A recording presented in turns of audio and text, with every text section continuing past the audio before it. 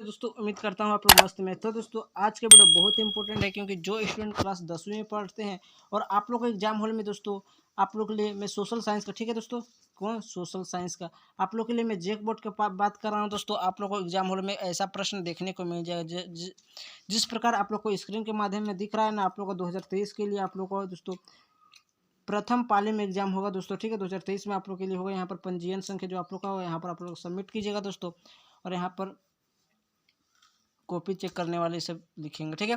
तो चलिए देखिए प्रश्न किस प्रकार से है। तो दोस्तों देखिए अब हम चलते हैं देखिए प्रश्न की ओर। दोस्तों देखिए आप लोग के लिए क्लास 10वीं वालों के लिए सामाजिक विज्ञान का पूर्णांक 40 और समय 1.5 घंटे का रहेगा। और इस प्रकार से आप लोगों में सब्जेक्टिव प्रश्न लेकर आया हूँ, ठीक है दोस्तों।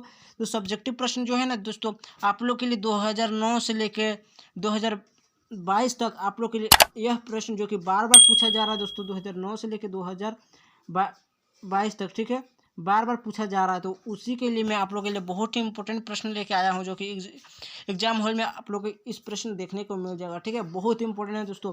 आप लोग के लिए मैं सब्जेक्टिव का लेकर आया हूँ, ऑब्जेक्टिव में इसी कारण नहीं लेके आ रहा हूँ दोस्तों क्योंकि ऑब्जेक्टिव में आप लोग के लिए प्रश्न घुमा के भी दे सकता है, ठीक है, प्रश्न घुमा घुमा के ही देता है, ठीक है। इस प्रकार से आप और सब्जेक्टिव में देख रहे हैं यही बार बार प्रश्न आ रहा है, तो मैं आप लोग के लिए सब्जेक्टिव देख सकते हैं। सब्जेक्टिव में आप लोग के लिए 40 टोटल मार्क्स रहेगा। और जो कि फंडा इस प्रकार से है, ठीक है। प्रश्न 1 से 7 तक अति लघु प्रश्न रहेंगे और 5 प्रश्न का उत्तर लिखना है, और 8 से 14 लघु रहेंगे जो कि 5 प्रश्न का उत्तर लिखना है, और प्रत्येक अंक 3 मार्क्स का है, ठीक है।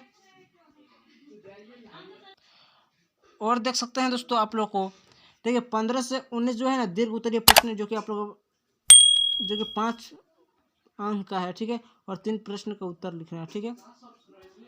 अब चलते हैं दोस्तों हम लोग प्रश्न की ओर।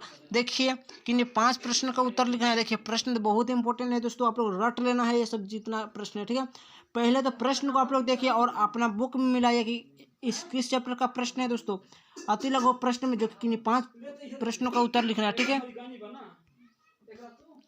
आप चलते हैं देखिए, आप देखिए जो कि आप लोग के लिए मैं बात किया अति लघु में, अति लघु में आप लोग को 7 प्रश्न का रहना है। 7 प्रश्न रहेंगे कि नहीं 5 प्रश्न का उत्तर लिखना है। देखिए प्रश्न आप लोग के लिए बहुत इंपॉर्टेंट है दोस्तों, रट लेना है। आप लोग को क्या करना है, एकदम रट लो भाई, रट लो। मैं बार बार कहता हूँ ये जितना है आप लोग इसका आंसर रट लेना है, ठीक है। आप लोग के लिए बुक में मिल जाएगा या फिर से आप अपने बना के अपने अनुसार आप लिख सकते हैं। जो कि देखिए प्रश्न है लोकतंत्र की 2 चुनौतियां को लिखिए भैया, 2 चुनौतियां के लिखिए, जो सिविक्स का प्रश्न है दोस्तों, रट लो। अब देखिए दोस्तों बहुत ही प्रश्न इंपॉर्टेंट है। देखिए आप लोग के लिए अगला प्रश्न जो कि है दोस्तों, मैं इसका आंसर इसी कारण नहीं लेकर आया ताकि आप लोग के बुक में मिल जाएगा और समय बर्बाद हो जाएगा। इसका मैं पढ़ूंगा आंसर तो एक शब्द में आ जाएगा इतना बड़ा लगभग, तो इसको पढ़ते पढ़ते मेरा तो कुछ समझ लग जाएगा। तो ठीक इसी प्रकार से सभी का मैं आप लोगों के लिए प्रश्न लेकर आया हूँ। यदि आप चाहे तो कमेंट कर दीजिए, मैं अगले जैसे ही वीडियो अपलोड करूँ उसका आंसर शीट के साथ करूँगा, ठीक है। अब प्रश्न नंबर दूसरा देखिए, भारत में प्रथम आधुनिक वस्त्र मिल कब और कहाँ स्थापित की गई दोस्तों, ठीक है। अब चलते हैं तीसरा नंबर का प्रश्न है दोस्तों। तीसरा नंबर का क्या प्रश्न है, साक्षरता दर क्या है। तो दोस्तों इसका आंसर में देखिए, इसका आंसर आप लोगों को इस प्रकार से हो सकता है, ठीक। 1 2 का मैं इसका देख सकते हैं आप लोग 7। यदि आप चाहते हैं दोस्तों इसका आंसर ये सबका जितना भी आंसर है मैंने प्रश्न का जो बोला, आप चाहे तो इसका गूगल से भी कर सकते हैं या फिर आप आपके पाठ्य पुस्तक में ही इसका आंसर मिल जाएगा, ठीक है। कोई टेंशन लेने वाली बात ही नहीं है। साक्षरता दर क्या है, तो देखिए 7 वर्ष या उससे अधिक आयु के लोगों में साक्षर शिक्षा की मौलिक सुविधाएं प्राप्त करना। अगला प्रश्न है दोस्तों, यंग इटली क्या है, जो कि दोस्तों यंग इटली क्या है जो कि आप लोग के लिए बहुत इंपॉर्टेंट प्रश्न है दोस्तों। यह एक ग्रुप संगठन था जिससे इटली के एकीकरण के लिए जूस एपिमेथसिनी द्वारा गठित किया गया, ठीक है। अगला प्रश्न है, समप्यता के आधार पर संसाधनों को किस प्रकार विभाजित किया जा सकता है। तो दोस्तों अब चलते हैं, देखिए मैं प्रश्न को ही लेकर आया हूँ क्योंकि इसका आंसर लाऊंगा। तो देखिए दोस्तों इसके एक शब्द वाला कुछ का आंसर ले आया हूँ। देखिए नवीकरणीय योग्य और अनवीकरणीय योग्य संसाधन, ठीक है। इस प्रकार से दोस्तों लौह खनिज क्या है दोस्तों, देख सकते हैं वह खनिज जिसमें लोह की मात्रा होती है, लौह खनिज कहते हैं। विकास से आप क्या समझते हैं दोस्तों, इकोनॉमिक्स का सब्जेक्ट है दोस्तों, बहुत इंपॉर्टेंट है। विकास एक प्रक्रिया है जिसमें शुद्ध प्रति व्यक्ति के आय में वृद्धि होने की असमानता गरीबी दोस्तों जैसा कि आप लोग देख सकते हैं कि असमानता गरीबी रेखा तथा बीमारी में कमी भी हो, ठीक है।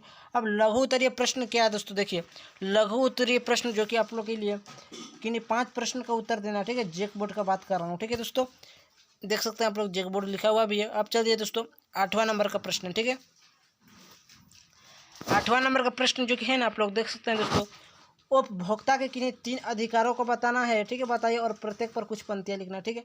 तो उपभोक्ता का 3 अधिकार इस प्रकार से दोस्तों, आप लोग चाहे तो इसका स्क्रीनशॉट भी ले सकते हैं, और ये जो 3 लाइन दिया है ना, इसके ऊपर भी कुछ आप लोगों को कुछ पंक्तियाँ लिख लेना है, ठीक है।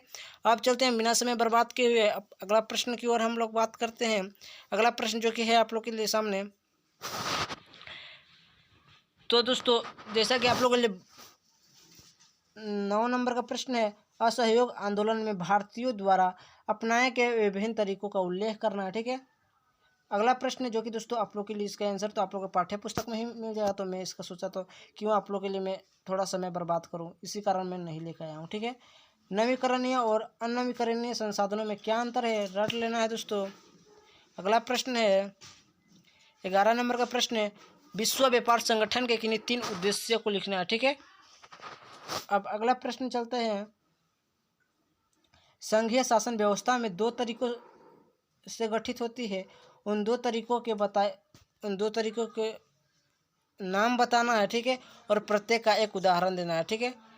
तो दोस्तों आप लोग देख सकते हैं इसका आंसर, देखिए किस प्रकार से आप चाहे तो इसका स्क्रीनशॉट ले सकते हैं। देखिए यहाँ से आप लोग को लिखना है आंसर, ठीक है, और यहाँ पर थोड़ा सा डेश दे देना है, और संयुक्त राज्य अमेरिका, ठीक है। क्यों, प्रत्येक का एक उदाहरण है, 2 तरीके का नाम बताइए है।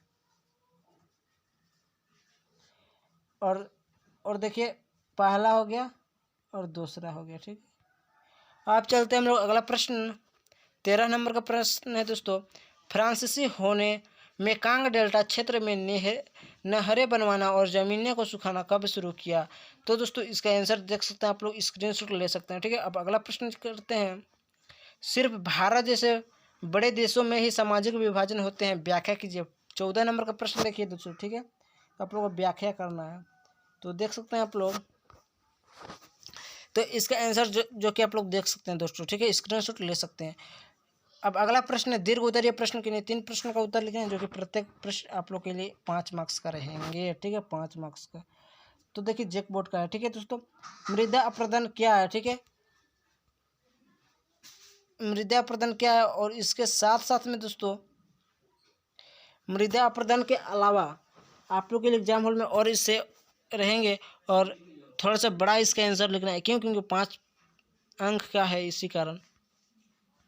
जो कि इसका आंसर देखिए किस प्रकार से, देखिए यहाँ से जो कि आप लोग देख रहे हैं ना,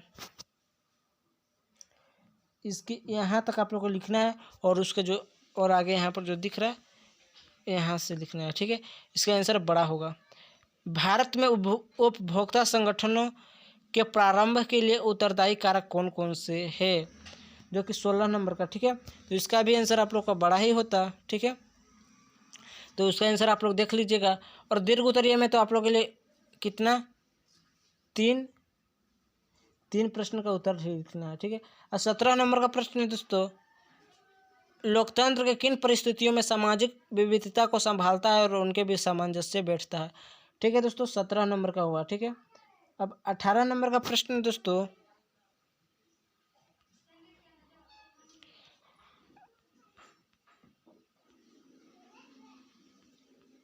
और देखिए अगला प्रश्न है, जल दुर्बलता क्या है, जल संरक्षण को कैसे किया जा सकता है, ठीक है, यही प्रश्न है। तो दोस्तों चलते हैं, यहीं तक हम वीडियो को एंड करते हैं।